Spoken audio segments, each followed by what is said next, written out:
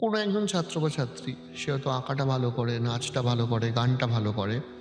এবার ধরো এই যে পরীক্ষা আসছে, ক্লাস 10 ক্লাস 12 যখন আসছে, তার ইচ্ছা থাকলেও তার বাড়ির লোক দেখা যাচ্ছে যে জোর করে অনেক ক্ষেত্রে তাকে এই টিউশনগুলো থেকে বা এই ট্রেনিংগুলো থেকে বা এই চর্চাটা থেকে ছাড়িয়ে দিচ্ছে। তুমি এই নৃত্য শিক্ষাটা নিয়ে তোমার জীবনে একটা পজিটিভিটি এসছে, তোমার জীবনে অনেকটা প্রোগ্রেস হয়েছে, এই মেন্টালিটিটার নিয়ে তুমি কি বলতে চাও? এইটাতে অ্যাকচুয়ালি আমিও ভুক্তভোগী। আমিও ছোটোবেলায় এরকম হয়েছে যে বাকি টিউশন যে এত টাইম দিতে হতো, কি নাচের জন্য সব থেকে কম সময় থাকতো।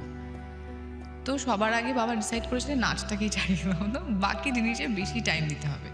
কম্পিউটার শেখানো বা বিভিন্ন আলাদা আলাদা ক্লাসেস, সেই সব কিছু। আমি ড্রয়িংও শিখতাম, সেখান থেকেও আমি তলছুট ছুটে গেল আমার। বাট কিন্তু এখন এসে আমার প্রফেশনে বা আমার লাইফে নাচটাই সব থেকে বেশি কাজে দিচ্ছে আমার, যেটা সবার আগে বাদ পড়েছিল আমার লাইফ থেকে।